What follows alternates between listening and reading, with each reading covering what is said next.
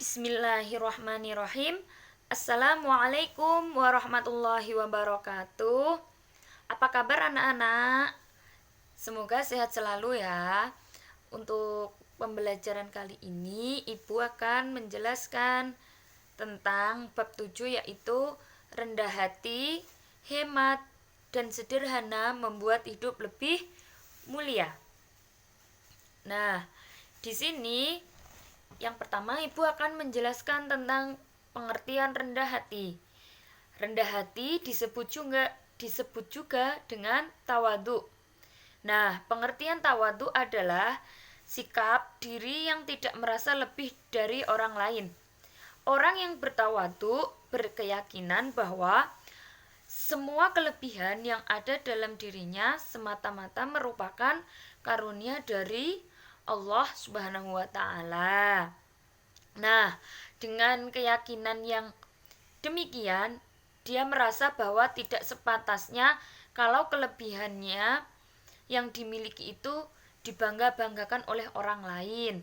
Sebaliknya, segala kelebihan yang dimiliki itu diterima sebagai sebuah nikmat yang harus disyukuri. Nah, lawan kata dari rendah hati adalah tinggi hati, sombong, takabur, atau angkuh. Allah itu melarang keras manusia memiliki sifat sombong. Hanya Allah sajalah yang berhak untuk sombong. Semua makhluk termasuk manusia tidak boleh sombong atau angkuh.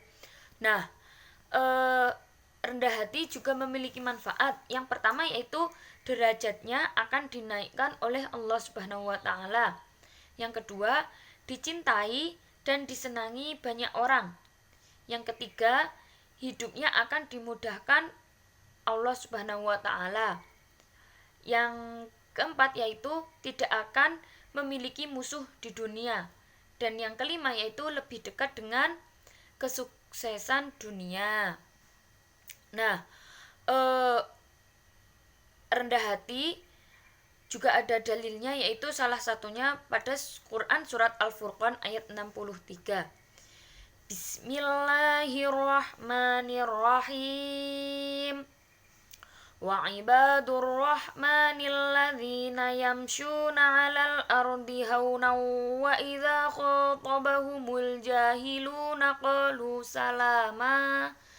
Artinya, adapun hamba-hamba Tuhan yang Maha Pengasih itu adalah orang-orang yang berjalan di bumi dengan rendah hati, dan apabila orang-orang bodoh menyapa mereka dengan kata-kata yang menghina, mereka mengucapkan salam.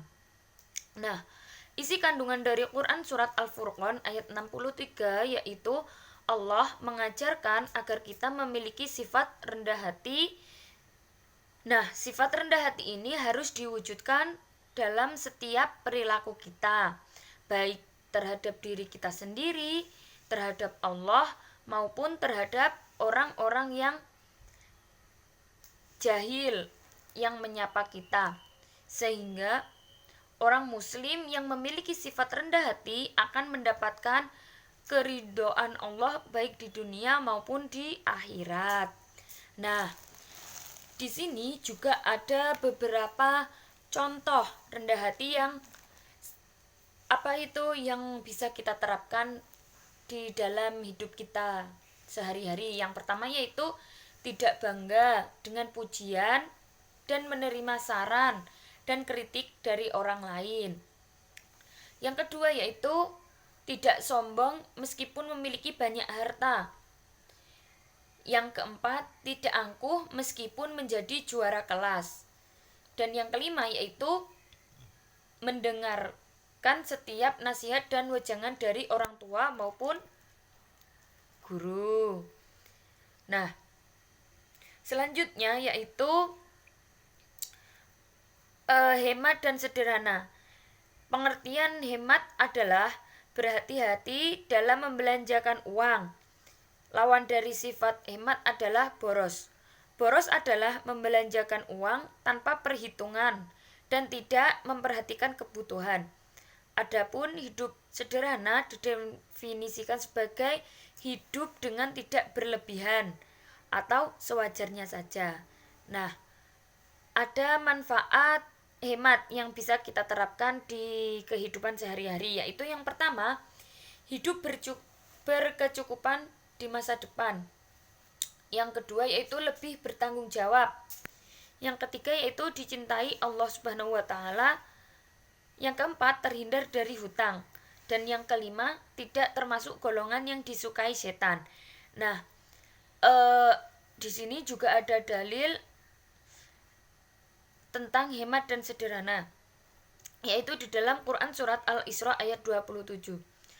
Bismillahirrahmanirrahim. Innal mubadzirina kanu ikhwana syayatini wa kana syaitanu lirabbihi kafura. Artinya, sesungguhnya orang-orang yang pemboros itu adalah saudara setan, dan setan itu sangat ingkar kepada Tuhannya. Nah, pada Quran surat Al-Isra itu ada isi kandungannya, yaitu dalam ayat ini Allah menegaskan bahwa berfoya-foya serta menghambur-hamburkan harta itu adalah pemborosan yang merupakan bagian dari perbuatan setan. Dengan demikian sudah jelas bahwa tidak semacam ini sangat dilarang oleh Allah Subhanahu wa taala. Sebaliknya, Allah mengajarkan kita agar bisa hidup hemat dan sederhana dan peduli kepada orang lain dengan cara suka dermawan. Dengan tindakan mulia seperti ini, harta yang kita miliki akan menjadi lebih bermakna bagi diri kita sendiri dan bermanfaat bagi orang lain di sekitar kita. Sungguh indah ajaran Islam. Nah, ada contoh hemat dan sederhana dalam kehidupan sehari-hari, yaitu yang pertama, membeli sebuah barang berdasarkan kebutuhan, bukan berdasarkan keinginan. Contohnya, membeli baju, padahal kan masih banyak baju di rumah yang masih bagus. Nah, jadi kan baju itu kan sudah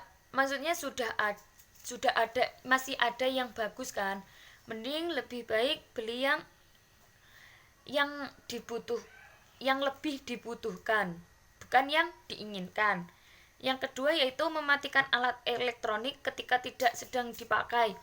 Contoh seperti televisi. Nah, ketika kita nonton televisi tiba-tiba dipanggil sama teman, diajak main. Nah, sebelum berangkat main, alangkah baiknya kita mematikan televisi terlebih dahulu.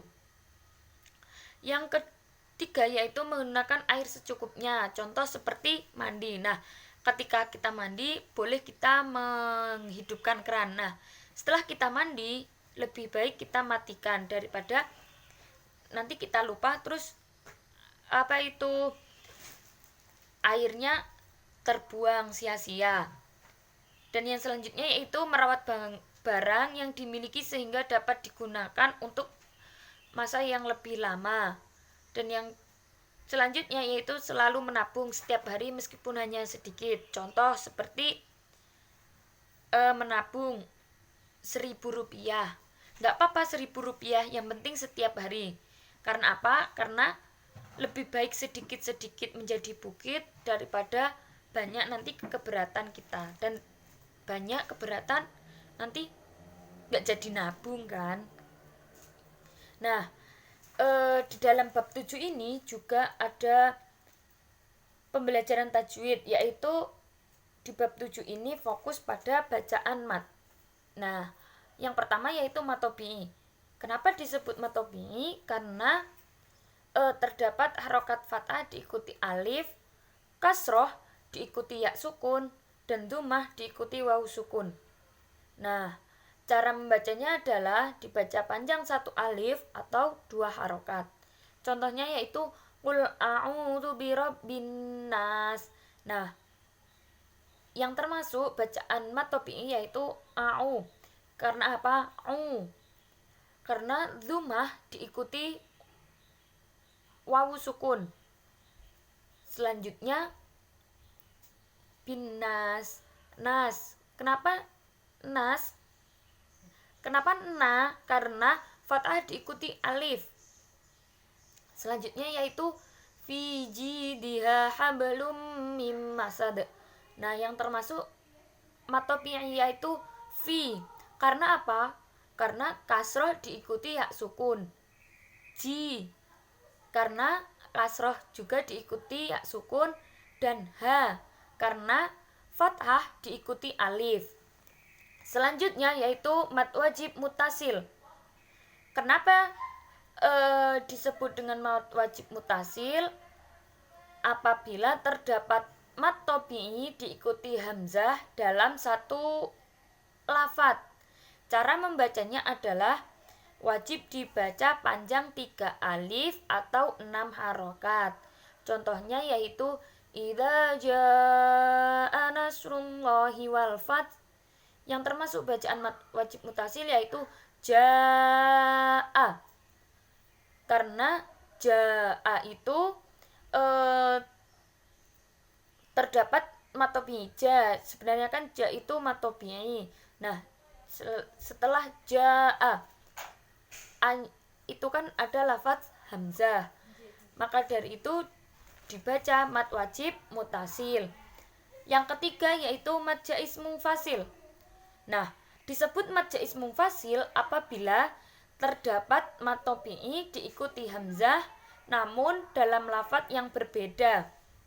Cara membacanya yaitu panjang 1 alif atau 2 harokat, atau 2 alif 4 harokat, atau 2,5 alif 5 harokat.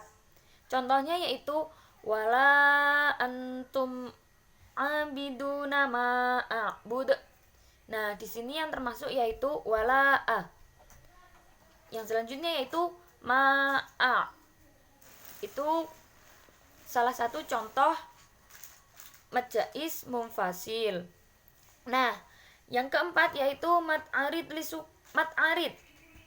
Disebut mad arid apabila terdapat mad tabi'i diikuti waqaf atau terdapat mad tabi'i di akhir ayat.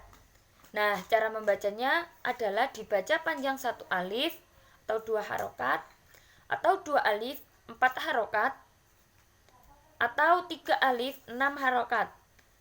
Salah satu contohnya yaitu iyyaka na'budu wa iyyaka nasta'in. Nah, yang dibaca yang termasuk bacaan mad arid yaitu nasta'in. Kenapa? Karena nasta'in itu kan berada di akhir ayat. Yang kelima yaitu mad iwad. Disebut mad iwad apabila ada huruf yang fathah tanwin terletak pada waqaf atau berhenti pada akhir kalimat. Cara membacanya panjang 1 alif atau 2 harokat. Salah satu contohnya itu innamal usri yusra. Sebenarnya kan usri yusron, itu kan tulisannya yusron. Karena berada di akhir kalimat atau di akhir ayat, maka dibaca mad iwad. Jadi bacanya yusro gitu. Faham ya? Semoga pembelajaran pada kali ini mendapat ilmu yang bermanfaat. Tetap jaga kesehatan, patuhi protokol kesehatan. Semangat terus belajarnya ya. Mungkin itu saja penjelasan dari Ibu. Jika kurang paham nanti bisa tanya langsung lewat WA, nggak apa-apa ya. Jangan lupa tugasnya dikerjakan. Sebelum mengakhiri pembelajaran, mari kita membaca hamdalah bersama-sama. Alhamdulillahirabbil alamin. Akhir kalam, wassalamualaikum warahmatullahi wabarakatuh.